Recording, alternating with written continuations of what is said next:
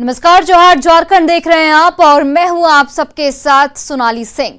धनबाद के एसडीएम सुरेंद्र कुमार ने निहत्थी छात्राओं पर जमकर लाठियां भांजी। इंटर की असफल छात्राएं रिजल्ट में संशोधन को लेकर प्रदर्शन कर रही थीं, लेकिन एसडीएम की लाठीधारी सेना उन पर टूट पड़ी।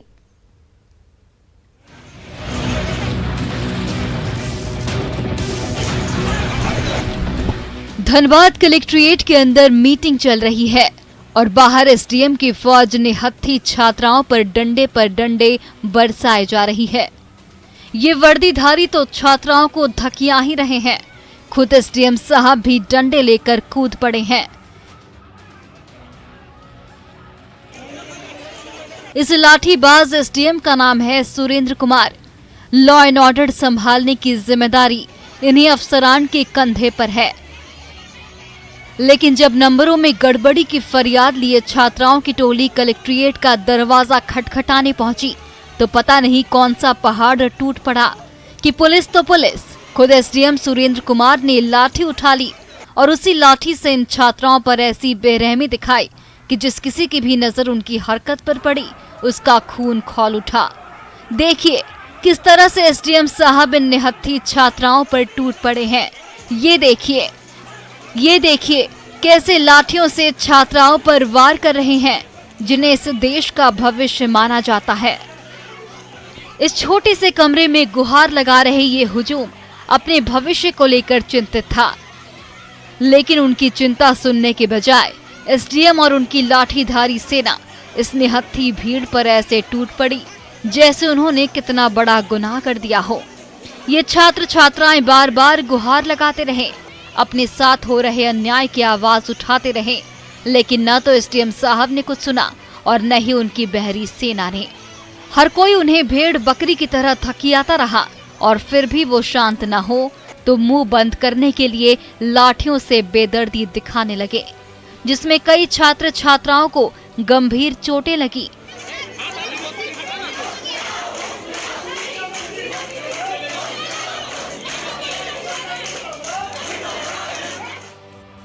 सोशल मीडिया में वायरल एसडीएम सुरेंद्र कुमार के इस हरकत की हर कोई निंदा कर रहा है।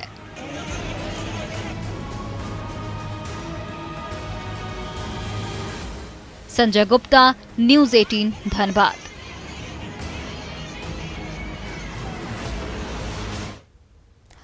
और देखिए, धनबाद में छात्राओं पर लाठीचार्ज की बीजेपी ने निंदा की है। दीपक प्रकाश ने सरकार पर तानाशाही रवैया अपनाने का आरोप लगाया है।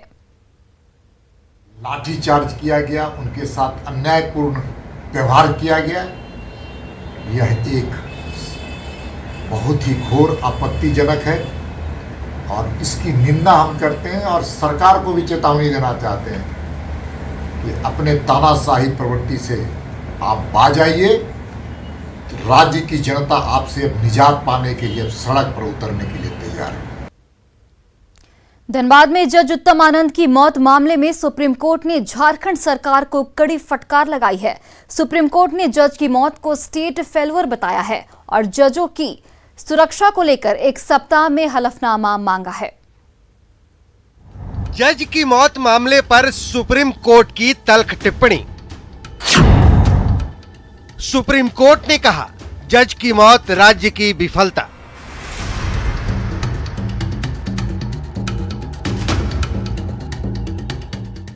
अट्ठाईस जुलाई की वो तस्वीरें हैं जिसने सीधे सीधे झारखंड की कानून व्यवस्था को कटघरे में खड़ा कर दिया है। 9 दिन पहले यानी 28 जुलाई को कोयला नगरी धनबाद में सुबह सुबह जस्टिस उत्तम आनंद मॉर्निंग वॉक पर थे, तभी एक ऑटो किनारे जाकर उन्हें टक्कर मार देता है, जिसके बाद जज उत्तम आनंद की मौत हो जाती है। इस पूरे मामले पर सुप्रीम कोर्ट में सुनवाई हुई, जिस पर सुप्रीम कोर्ट ने बेहद तल्ख टिप्पणी की और इसे स्टेट का फेलियर बताया। इस मामले पर अब अगली सुनवाई सुप्रीम कोर्ट 9 अगस्त को करेगा। झारखंड के मामले में सुप्रीम कोर्ट ने कहा कि वहां पर कोल माफिया इतने एक्टिव हैं कि ऐसे में इस प्रकार की घटना और दर्दनाक घटना सामने आई और ये कहीं ना कहीं अपने में एक स्टेट फेलियर है। बहरहाल सुप्रीम कोर्ट ने इस पूरे मामले में केंद्र सरकार को ये कहा है कि जजों की सुरक्षा को लेकर केंद्र सरकार 1 हफ्ते में सुप्रीम कोर्ट में हलफनामा दाखिल करे। वहीं सुप्रीम कोर्ट ने सभी राज्यों को देश भर में जजों की सुरक्षा को लेकर अपने अपने राज्यों की व्यवस्था क्या है उसको लेकर हलफनामा दाखिल करने के लिए कहा है। झारखंड में जज की मौत के मामले में सुप्रीम कोर्ट ने बेहद तर्क टिप्पणी की है। चिंता जाहिर करते हुए सुप्रीम कोर्ट ने सुनवाई के दौरान कहा कि झारखंड में जज की मौत राज्य की विफलता है।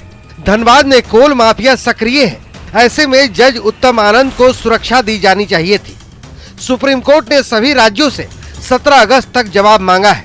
अगली सुनवाई 17 अगस्त को होगी। झारखंड में जो जज की मौत हुई है उस मौत की जांच के मामले में 9 अगस्त को सुनवाई करेगा। वहीं तमाम राज्यों से जजों की सुरक्षा को लेकर एक विस्तृत हलफनामा दाखिल करने के लिए कहा है, जिस पर सुप्रीम कोर्ट 17 अगस्त को सुनवाई करेगा।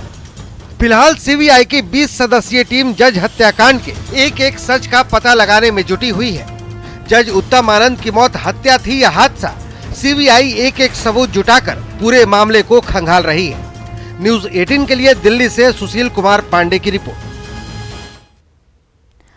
और देखिए, जज मौत मामले में सुप्रीम कोर्ट की फटकार को लेकर बीजेपी ने राज्य सरकार पर निशाना साधा है।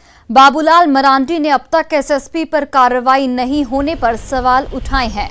वहीं जेएमएम ने कहा है कि अब पूरे मामले को सीबीआई देख रही है, ऐसे में सीबीआई को जवाब देना चाहिए।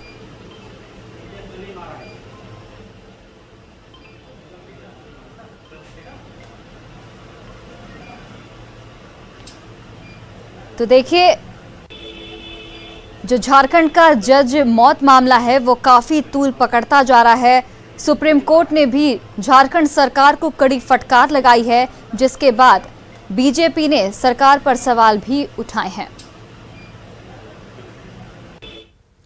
पलामू में भ्रष्टाचार को लेकर एसीबी ने बड़ी कार्रवाई की है। पलामू के जिला कल्याण पदाधिकारी सुभाष कुमार और क्लर्क मनोज कुमार को 20,000 घूस लेते हुए रंगे हाथ गिरफ्तार किया गया है। एसीबी की टीम ने बताया कि जिला कल्याण पदाधिकारी सुभाष कुमार के दफ्तर और आवास दोनों जगहों पर छापेमारी की गई है। इस दौरान उनके आवास से लगभग 2,83,000 नकद जब्त किए गए हैं।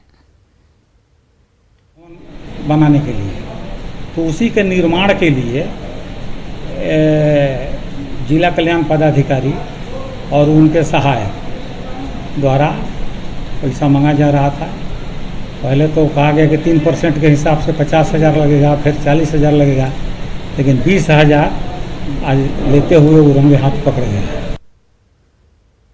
वहीं चतरा पुलिस को नशे के सौदागरों के खिलाफ एक बड़ी सफलता मिली है। पुलिस ने बधार कोरचा के जंगल से डोडा लोड कर रहे एक राजस्थान नंबर के टेलर जब्त किया है।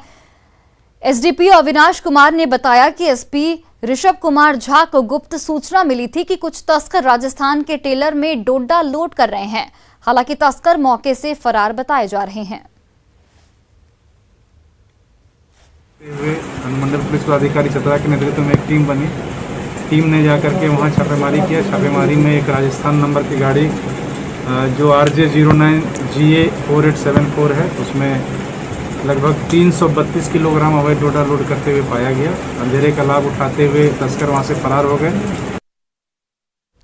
वहीं गोड्डा में आज से लोकल ट्रेन की शुरुआत हुई है। गोड्डा स्टेशन के उद्घाटन के बाद लोगों को मात्र हमसफर एक्सप्रेस से सफर करने का मौका मिला था। लगातार जिले के लोग लोकल ट्रेन की मांग कर रहे थे। अब लोगों का इंतजार खत्म हो गया है। गोड्डा वासियों को 3 लोकल ट्रेनों की सौगात मिली है। ये ट्रेनें दुमका, हंसडीहा और भागलपुर के लिए जाएंगी। इसे लेकर लोग काफी उत्साहित हैं।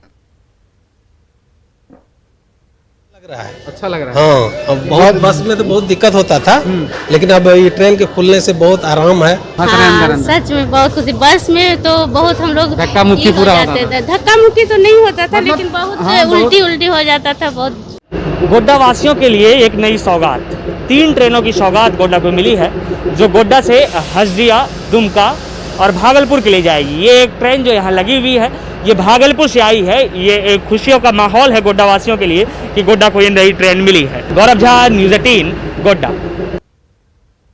झारखंड में नियुक्ति नियमावली की घोषणा होते ही इसे लेकर विरोध और बहस की राजनीति शुरू हो गई है। नई नियमावली को लेकर बीजेपी ने जहां आंदोलन का ऐलान कर दिया है, तो वहीं हिंदी भाषा और खतियान की अनदेखी पर भी सवाल उठ रहे हैं। राजभाषा का अपमान है। पूरे देश में हिंदी से नहीं है। भारतीय जनता पार्टी बड़ा विरोध करती है। हेमंत सोरेन सरकार की नियुक्ति नियमावली ने एक बार फिर से झारखंड का राजनीतिक पारा बढ़ा दिया है। झारखंड से मैट्रिक पास करने वाले युवाओं को नौकरी में प्राथमिकता, 12 क्षेत्रीय भाषाओं में हिंदी का नहीं होना, नौकरी में खतियान को आधार नहीं बनाना, इसके अलावा कई आपत्तियों के साथ सरकार की इस नियुक्ति नियमावली पर सवाल उठाए जा रहे हैं। बीजेपी ने तो हेमंत सरकार की नियुक्ति नियमावली के खिलाफ आंदोलन करने का ऐलान तक कर दिया है। लेकिन हम न्यायालय से लेकर सड़कों तक इस गलत नीति का विरोध करेंगे और जहां हिंदी राजभाषा का अपमान हो, जहां बहुसंख्यक समाज के साथ कुठाराघात हो, जहां क्षेत्र विशेष के लोगों के साथ अन्याय हो, वैसे नीति को हम लागू नहीं होने देंगे इस प्रदेश में। धन्यवाद। नहीं, बिल्कुल हम भी इससे सहमत हैं और ये सरकार ने कोई नया नहीं किया। हमारी जो पुरानी नियुक्ति नियमावली थी। झारखंड में हमेशा से ही नियुक्ति नियमावली को लेकर सवाल उठते रहे हैं। फिर वो बात रघुवर दास सरकार के 13 और 11 जिले के फॉर्मूले की हो या फिर राज्य गठन के वक्त डोमिसाइल नीति की। मौजूदा हेमंत सोरेन सरकार के नियुक्ति नियमावली को भी राजनीतिक और सामाजिक नफा नुकसान के नजरिए से समझने की जरूरत है। नियुक्ति नियमावली में झारखंड से मैट्रिक पास युवाओं को प्राथमिकता, मतलब 1932 के खतियान की मांग के ठीक उलट बाहरी कहे जाने वाले परिवार के बच्चों को भी मौका देने की कोशिश। स्थानीय और मूलवासी में सरकार के इस फैसले से नाराजगी। 12 क्षेत्रीय भाषाओं में हिंदी को शामिल नहीं करने से एक बड़ा तबका नाराज, वहीं स्थानीय और मूलवासी इस फैसले से संतुष्ट। हिंदी भोजपुरी अंगिका नहीं होने से कई जिलों में सरकार के खिलाफ नाराजगी। गढ़वा, पलामू, गोड्डा, साहिबगंज जैसे जिलों में सरकार द्वारा शामिल 12 क्षेत्रीय भाषाओं का लाभ नहीं। 1932 के खतियान वाले बच्चे भी राज्य से मैट्रिक पास नहीं कर पाने की स्थिति में नौकरी से वंचित हो जाएंगे। हेमंत सोरेन सरकार का यह फैसला तृतीय और चतुर्थ वर्ग की नौकरी तक सीमित है।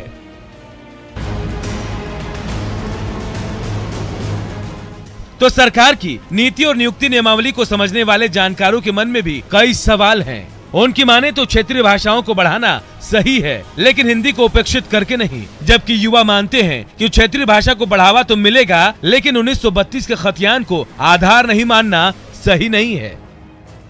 अलावे जो 3 भाषाओं को जोड़ा गया है, ये तो हमको समझ में आ रहा है कि झारखंड हित में और यहाँ की नियुक्ति नियमावली को ध्यान में रखते हुए आप जोड़े हैं।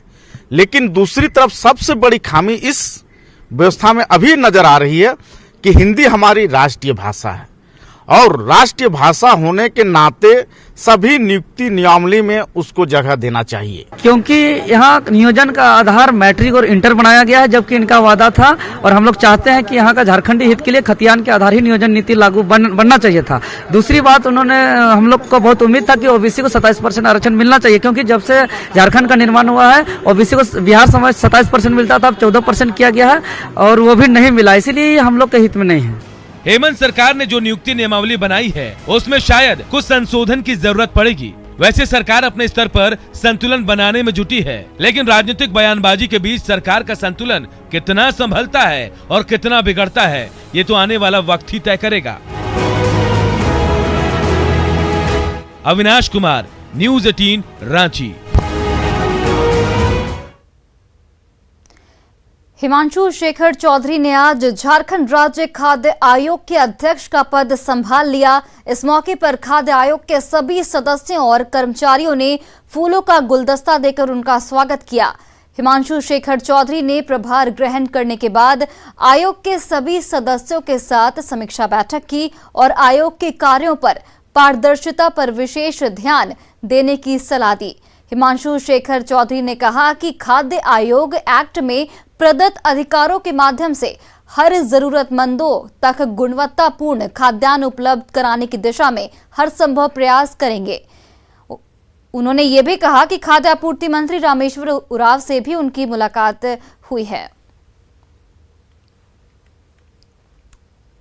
और फिलहाल रुकते एक छोटे से ब्रेक के लिए।